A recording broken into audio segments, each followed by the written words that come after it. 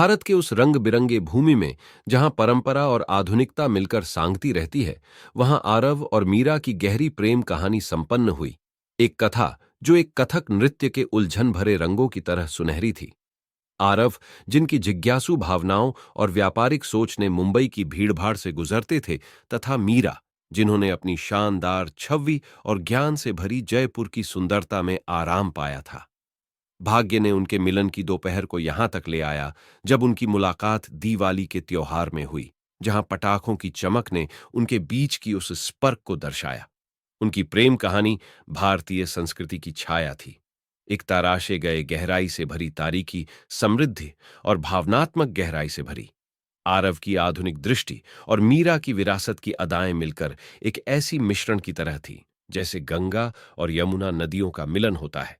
उनके प्रेम की खिलने जैसे मीरा की हथेलियों पर मेहंदी के डिजाइनों की तरह था, धीरे धीरे लेकिन सुंदर।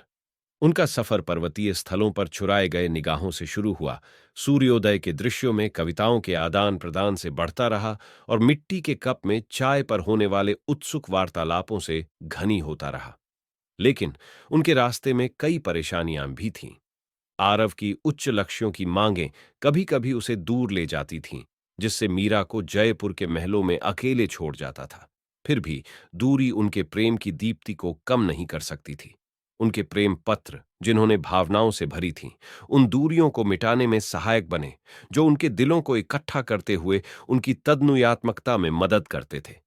मीरा के दयालु हृदय ने उनके प्रेम से अधिक देश के प्रति उनकी जवानों की भावनाओं में अच्छाई बढ़ाने में सहायता की।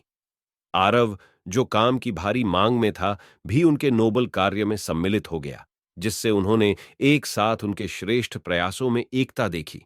उनके संयुक्त कृत्य ने उनकी आत्माओं को बांध दिया, जैसे क्लासिकल संगीत की मेलोडिक ताल में एकता बनाती है। जैसे ही बादल मिट्टी भूमि की प्यास बुझाने के लिए बारिश लाते हैं, मीरा के जीवन में एक मुश्किल दौर आया। एक अचानक बीमारी ने उनके जीवन पर एक छाया डाल दिया। आरव ने उनके साथ खड़े होकर सहानुभूति दिखाई, जो उन्हें संभालने में मदद करती थी। उसकी अटूट मौजूदगी और अनवरत प्रेम ने उन्हें संघर्ष की राह पर साथ देते हुए उनकी प्रेम कहानी को साहस और निष्ठा के रंगों से भर दिया। संकटों के बावजूद उनका प्रेम और भी मजबूत हुआ, जैसे कीमती कोमल की तरह जो गंदे पानी में खिलती है। मीरा का ठीक होना जीवन का उत्सव बन गया और उनका प्रेम अनंत साथीकता का गाना बन गया। अंबर पैलेस के शांत बागों में, तारों की भरी आसमान के नीचे, आरव पारंपरिक वस्त्रों में सजा हुआ, एक घुटने टेक कर, मीरा को मारीगोल्ड के माला से सजाकर, उससे एक बांधने वाले प्रतिज्ञा के साथ मीरा ने उसे गले लगाया। यह उनका शाश्वत साथीकता का वादा था, जो समय के कपट से बाहर निकलकर शाश्वत प्रेम की गहरी संगीत की धुन की तरह उनके जीवन में गूंज रहा था।